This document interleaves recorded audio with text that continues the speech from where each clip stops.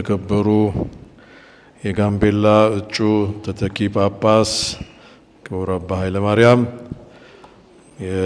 በኢትዮጵያና በኤርትራ የሳሌዥያን ማህበር አለቃ ክቡር አባ ኢግናቲዮ፣ እዚህ ያላችሁ ካህናት፣ በተለየ ክቡር አባ ፍስሐ ጽዮን የረዳኢተ ክርስቲያን ቁምስና ቆሞስ፣ የገዳሙ አለቃ ክቡር አባ ዮሐንስ፣ በተለየ መንገድ ከሲያትል የመጡ አባ ንጉሴ የአበሻ ካህናት አገልጋይ እዛ በአሜሪካ፣ እንደዚሁ ካህናት፣ ደናግል፣ የረዳኢተ ክርስቲያን የማርያም ረዳኢተ ክርስቲያን ቁምስና አባላት እና ከሌላ ቦታም ቁምስና የመጣችሁ ከኤርትራ የካቶሊክ ህብረት እንደዚሁ ያላችሁ ሁላችሁም እንኳን እግዚአብሔር ለዚህ ቀን በሰላም አደረሰን።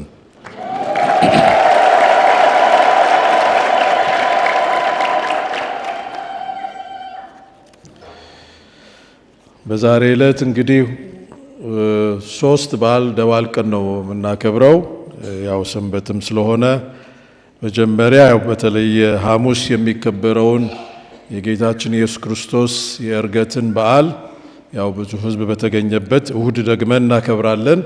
ስለዚህ ጌታችን ኢየሱስ ክርስቶስ ዕርገት በዓል እንደዚሁ የኪዳነ ምሕረት ወርሃዊ በዓል ነው። የግንቦት ኪዳነ ምሕረት ግንቦት ወር ለማርያም የተሰጠ ወር ነው። ከልደቷ ጀምሮ ብዙ ነገር በወር ውስጥ ይደረጋል። ወደ ማርያም ጸሎት ይደረጋል። በተለየ መንገድ ደግሞ ለሳሌዥያን ዶንቦስኮ ቤተሰብ ትልቅ የሆነ በዓል፣ ለቤተ ክርስቲያናችንም ትልቅ የሆነ በዓል ማርያም የክርስቲያኖች ረዳት የሆነች ማርያም እሷንም በዓል የምናከብርበት ቀን ነው። የእሷን እርዳታ፣ የእሷን ድጋፍ፣ የእሷንም አማላጅነት የምንለምንበት ቀን ነው። በምስባኩ እንደሰማነው አርገ እግዚአብሔር በይባቤ እግዚአብሔር መዝሙር 47 ላይ ያለ በቁጥር 5 ላይ አምላክ ወደ ላይ ወደ ዙፋኑ ወጣ፣ እግዚአብሔር ወደ ላይ በሚወጣበት ጊዜ የእልልታና የመለከት ድምፅ ተሰማ፣ የምስጋና መዝሙር ለአምላካችን ዘምሩ። ዘምሩ ምክንያቱም ኢየሱስ ክርስቶስ አማኑኤል ሆኖ ከእመቤታችን ከቅድስት ድንግል ማርያም ተወልዶ እንደኛ ሰው ሆኖ በምድር ተመላልሶ የእግዚአብሔርን ቃል አስተምሮ የእግዚአብሔርን መንግሥት ሰብኮ እንግዲህ በመስቀል ላይ ከሞተ በኋላ ስለ ኃጢአታችን ብሎ በ40ኛው ቀን ወደ እግዚአብሔር አባቱ ተመልሷል፣ አርጓል፣ ወደ ላይ ወጥቷል፣ ስራውን አጠናቆ ተመልሷል። ስለዚህ ዘምሩ፣ እግዚአብሔርን አምልኩ፣ እግዚአብሔርን ከፍ አድርጉት። ምክንያቱም የደህንነት ስራ ተፈጽሟል።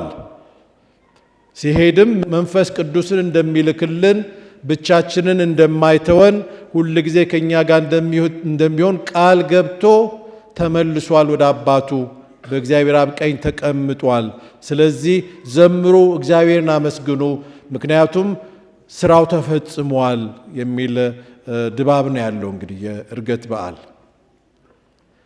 ስለዚህ እግዚአብሔር በልጁ አድርጎ ምድራችንን ሰብአዊነታችንን ጎብኝቶ ከኛ ጋር ለመኖር ቀጥሎ ግን የተወሰነ ደረጃ እንግዲህ የደህንነት ምስጢር ሰፊ ነው። እስከ ዓለም መጨረሻ ገና እየተረዳ ነው። በዛ እየኖርን ያለ ነው። ግን ወደ አባቱ ሲመለስ በሌላ መልክ እኛን ይጎበኘናል። በሌላ መልክ ከኛ ጋር ይሆናል። ግን በምድር የነበረውን ስራ ፈጽሟል። ስለዚህ ኢየሱስ ክርስቶስን አመስግኑ፣ አክብሩት፣ ውደዱት የምንባለው በዕርገት ለዚህ ነው። ቃሉ እንደሚለው አምላክ ወደ ላይ ወደ ዙፋኑ ወጣ፣ ወደ በፊት ወደ ነበረው ክብሩ ተመለሰ። እኛን ለማዳን ሲል ሰው ሆኖ ዝቅ ብሎ ወርዶ እስከ መስቀል ሞት ድረስ ደረሰ። ቃሉ እንደሚለው ጳውሎስ እንደሚለው ወደ ፊልጵስዩስ ሰዎች ሲል ከአምላክ ከአባቱ ጋር አልተከራከረም። ስልጣኔ፣ ክብሬ፣ ዙፋኔ ብሎ አልተከራከረም። ራሱን ባዶ አድርጎ ዝቅ ብሎ ወርዶ ከኛ ጋር ኖሮ አድኖን አሁን ግን ወደ ክብሩ ተመልሷል። ወደ ዙፋኑ ተመልሷል። ወደ እግዚአብሔር አብ ተመልሷል። መመለሱ ለኛ የቤት ሥራ ነው እና በወንጌሉ እንደሰማነው ወደ ላይ በሄደበት ወቅት የቤት ሥራ ሰጥቶ ነው ሄደው። የቤት ሥራ ሰጠን ማለት ልትሰሩት ትችላላችሁ ብሎ አስቧል ማለት ነው። በእኛ ላይ ተማምኗል ማለት ነው። ሐዋርያትን አምኖ ሲሰጥ ሐዋርያትን አስከትሎ እንግዲህ ሁሉም ክርስቲያን እያንዳንዱ የተጠመቀ ክርስቲያን የተሰጠው የቤት ሥራ ነው። ቃሉ ምንድነው የሚለው? 11ዱን ደቀ መዛሙርት 11ዱ የሚለው ለምንድን ነው? አንዱ እንግዲህ ይሁዳ ስላልነበረ ራሱን እንግዲህ ካጠፋ በኋላ ከክርስቶስ ከራቀ በኋላ ማለት ነው። 11ዱ ደቀ መዛሙርት ኢየሱስ እንዲሄዱ ወደ አመለከታቸው በገሊላ ወደሚገኘው ተራራ ሄዱ። ሁሉም የጀመረው ገሊላ ነው። የመጀመሪያ ያስተምሮ በገሊላ ነው። በገሊላ ወንዝ አጠገብ ነው ጥምቀት የነበረው። ክርስቶስ መስበክ የጀመረው በገሊላ ነው። አሁን መዝጊያውንም በገሊላ ተራራ ላይ ያደርጋል። ስለዚህ ወደ አመለከታቸው ወደ ነገራቸው ቦታ ሄዱ። የሚሄዱትም ወደ ተራራው ነው፣ ወደ ገሊላ ተራራ። በሙሴ በተራራው ላይ ሲያስተምር ብዙ እንግዲህ ሁላችንም የምናውቀው የ10ቱ ቃላት ትእዛዝ ተቀብሏል። ኢየሱስ ክርስቶስም እናንተ ብፁዓን ናችሁ ብሎ ሲያስተምር በገሊላ ተራራ ነው ያደረገው። አሁን ደግሞ መመሪያ ይሰጣል። ምን ይላል? እነሱ ምን አደረጉ? ሰገዱለት። አንዳንዶቹ ግን ተጠራጠሩ። ይሄ የተነሳው ኢየሱስ ነው አይደለም የሚል ጥርጣሬ ነበር። መጠራጠር ሰብአዊ ነው። መጠራጠር የእምነት ጉዞአችን ክፍል ነው። ሁል ጊዜ ተጠራጣሪ አንሁን። ቶማስን እንዳለው ሁል ጊዜ ተጠራጣሪ አንሁን እንጂ በተወሰነ ወቅት መጠራጠር ያለ ነው። ስልጣን ሁሉ በሰማይና በምድር ተሰጥቶኛል። እንግዲህ ወደ ዓለም ሕዝብ ሁሉ ሂዱ። የዓለም ሕዝብ ሁሉ የኔ ነው። በምድር የተፈጠረ በሰማይ ያለ ሁሉ የኔ ነው። ስልጣኑ የኔ ነው። ሁሉም ሰው የኔ ነው። ስለዚህ ወደዛ ሂዱ። ወደ ዓለም ሕዝብ ሁሉ ሂዱ። ምን አድርጉ? በአብና በወልድ በመንፈስ ቅዱስ ስም እያጠመቃችኋቸው የኔ ደቀ መዛሙርት አድርጓቸው። ይሄ ነው የቤት ስራችን። መጀመሪያ ራሳችን ደቀ መዝሙር እንድንሆን በእግዚአብሔር ጸጋ ማደግ፣ ሁለተኛ ሌሎችን ደቀ መዝሙር እንዲሆኑ ማድረግ። እያንዳንዳችን ዛሬ እንደ ቤት ስራ የምንወስደው ደቀ መዝሙር እከሌ እከሊት ደቀ መዝሙር እንዲሆኑ፣ ልጆቼ ደቀ መዝሙር እንዲሆኑ፣ ጎረቤቶቼ ደቀ መዝሙር እንዲሆኑ፣ አብረውኝ የሚሰሩ ደቀ መዝሙር እንዲሆኑ ምን አደረግኩ? ስለ ኢየሱስ እናገራለሁ ወይ? ስለ ኢየሱስ እሰብካለሁ ወይ? ስለ ኢየሱስ በሕይወቴ እናገራለሁ ወይ? ደቀ መዝሙር አድርጓቸው። የማ የእኔ የእናንተ ደቀ መዝሙር አይደለም መሆን ያለባቸው። ቤተ ክርስቲያን ሕዝብን የምታገለግለው የእግዚአብሔር ሕዝብ ነው ብላ ነው። ደቀ መዝሙር ሁኑ ብላ የምትሰብከው የእግዚአብሔር የሆኑ ዘንድ ነው። የቤተ ክርስቲያን ወይ የግለሰብ አገልጋይ እንዲሆኑ አይደለም። የቤተ ክርስቲያን ሲባል የሰብአዊ ህብረቱ ሳይሆን የሰማያዊው የመንፈሳዊ ህብረት አገልጋይ በማን ስም? በክርስቶስ ስም። የእኔ ደቀ መዝሙር አድርጓቸው። እኛ ስናስተምር መንፈሳዊ ነገር ስናደርግ ለራሳችን ሳይሆን ለክርስቶስ ደቀ መዝሙር እንዲሆኑ፣ ለክርስቶስ ተከታይ እንዲሆኑ፣ የክርስቶስ አገልጋይ እንዲሆኑ፣ የክርስቶስ መስካሪ እንዲሆኑ ነው የምናዘጋጃቸው። ይህ ትልቅ እምነት እግዚአብሔር ስለጣለብን ነው። ሐዋርያትን እኛንንም ሁላችንን እግዚአብሔር ስላመነ ደቀ መዝሙር አድርጓቸው። ከዛም ምን ይላል? በመንፈስ ቅዱስ ስም እያጠመቃችሁ የኔ ደቀ መዛሙርት አድርጓቸው፣ ያዘዝኳችሁን ሁሉ እንዲፈጽሙ አስተምሯቸው። የእግዚአብሔር ትእዛዛት ይፈጸም ዘንድ አስተምሩ። በበጎ መልኩ የእግዚአብሔር ትእዛዝ የፍቅር ትእዛዝ ነው፣ የምህረት ትእዛዝ ነው፣ ጥሩ ነው፣ የእድገት ትእዛዝ ነው። እያንዳንዱ ሰው ሕይወቱ የተሟላ ይሆን ዘንድ ነው። የእግዚአብሔር መንግሥት ያልሆነ ነገር ሲታይ ደግሞ አስተምሯችን ምን ይሆናል? ይሄ ትክክል አይደለም፣ ይታረም፣ ይሄ ትክክል አይደለም፣ ስህተት ነው ማለት መቻል አለብን። ወንጌሉ የምስራች ነው። የምስራች ዜና ሕይወታችን ይቀየር ዘንድ ይጠይቃል። በዚህ የደቀ መዝሙርነት ሕይወት ውስጥ ብቻችንን አይደለንም። ለዚህ ነው ዛሬ ማርያምን የክርስቲያኖች ረዳት ነች ብለን የምናከብረው። እንደምታውቁት ይሄ ታሪካዊ ትርጉም አለው። የሳሌዥያን መስራች ቅዱስ ዮሐንስ ቦስኮ ይህንን በዓል ከመምረጡ በፊት በቤተ ክርስቲያን ከ16ኛው ክፍለ ዘመን ጀምሮ የኦቶማን ጦርነት በተደረገ ጊዜ ክርስቲያኖችና ሙስሊሞች በነበረው ጦርነት ጊዜ በነበረው ችግር ወቅት ጦርነት ላይ መቼስ ባይኖር ይሻላል እና መኖርም የለበትም። ግን ያ ጦርነት በነበረበት ወቅት ጸሎት ያደርጉ ነበር ክርስቲያኖች የማርያምን ረዳትነት ይላል የቤተ ክርስቲያን ትውፊት አስተምሮ። ይህ ሁሉ እንግዲህ 16ኛ ክፍለ ዘመን ከዛ ጀምሮ ያደገ ነው።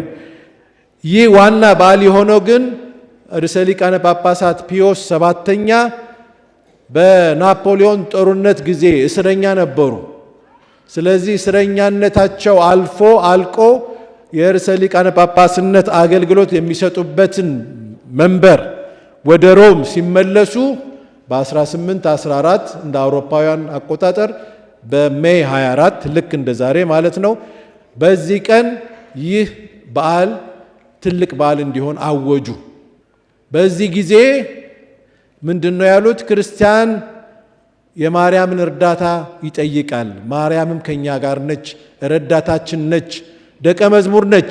የልጇ ተከታይ ስለሆንን የልጇ አገልጋይ ስለሆንን ረድታናለችና የእሷን አማላጅነት የእሷን ረዳትነት እንደ ትልቅ በዓል እንውሰደው ብለው ወሰዱ። ከዚህ በኋላ ነው ቅዱስ ዮሐንስ ቦስኮ ደግሞ እንደዚሁ በሚኖርበት በቫልዶኮ በሚባለው ቦታ ላይ ትልቅ ቤተ ክርስቲያን ለማርያም በዚህ ሐውልት ላይ እንደምናየው ለማርያም ትልቅ ቤተ ክርስቲያን አሰራ።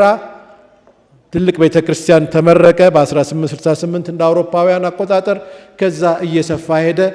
ለማርያም ረዳትነት ብቻ ሳይሆን ለማህበሩ ጠባቂ የበላይ ጠባቂ እንድትሆን የዶን ቦስኮ የሳሌዣን ማህበር የበላይ ጠባቂ እንድትሆን ጠየቃት፣ ለመናት በጸሎት።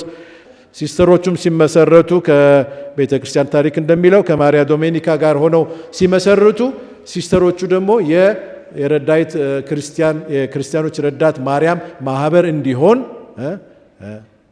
የእሷ ልጆች ይባላሉ። የእሷ ልጆች ናቸው ሴቶቹ ሲስተሮቹ። ስማቸው እንደዛ ነው፣ ፊልዬ ዴላውዚሊያትሪቼ፣ የክርስቲያኖች ረዳት የሆነች ማርያም ልጆች ይባላሉ ሲስተሮቹ በዛ ስም። ስለዚህ ይህ ቁምስና በሳሌዣን ስር ያለ ቁምስና ይህ ስም አግኝቶ በአዲስ አበባ ሀገረ ስብከት እንግዲህ ትልቅና ቆንጆ ህብረት፣ ቆንጆ ቤተ ክርስቲያን፣ ቆንጆ ምእመናን፣ ታታሪ ምእመናን፣ ጠንካራ ምእመናን ያሉበት ቁምስና ሆኗል። ለዚህም እግዚአብሔር የተመሰገነ ይሁን።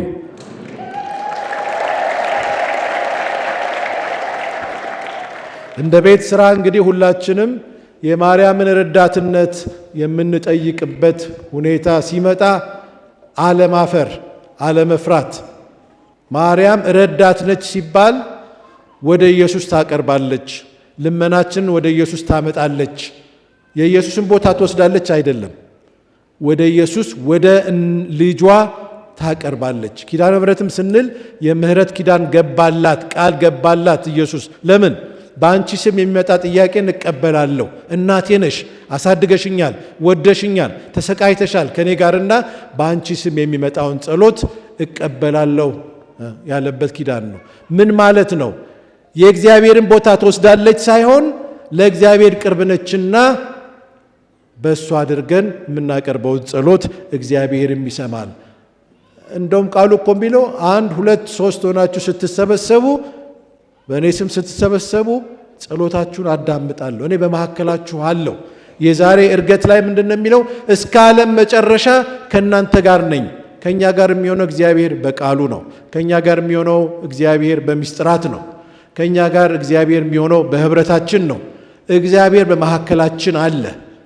የዛኑ ያህል ፈተና አለ፣ የዛኑ ያህል ችግር አለ፣ የዛኑ ያህል ቁስል አለ፣ የዛኑ ያህል ሰላም አለመኖር አለ። ስለዚህ ነው እርዳታ የሚያስፈልገን። ክርስቲያን ብቻ ሳይሆን የሰው ልጅ ሁሉ እርዳታ ያስፈልገዋል። ስለዚህ ማርያም እናታችንን ዛሬ ረዳታችን ነሽ ብለን የእሷን አማላጅነት እየለመንን ሰላም እንዲሰጠን፣ ፍቅር እንዲሰጠን፣ እርቅ እንዲያወርድልን፣ የተጎዱ ያዘኑ የቆሰሉትን ያጽናናልን ዘንድ የማርያምን አማላጅነት እንለምናለን። እናት ነች፣ ይሰማታል፣ ታውቃለች፣ የእናቶችን ቁስል ታውቃለች። ስለዚህ ልክ በመስቀል ስር ክርስቶስ እነሆ ልጅሽ ብሎ እንደሰጠ ሁላችንንም ክርስቶስ ለማርያም ይሰጣል። እነሆ ልጆችሽ ብሎ ይሰጣል። ለእኛም ደግሞ እነሆ እናታችሁ ብሎ ይሰጠናልና ይህንን በማሰብ በእምነታችን አድገን እግዚአብሔር አብዝቶ በጸጋው እንዲረዳን የእግዚአብሔር ፍቃድ ይሁን።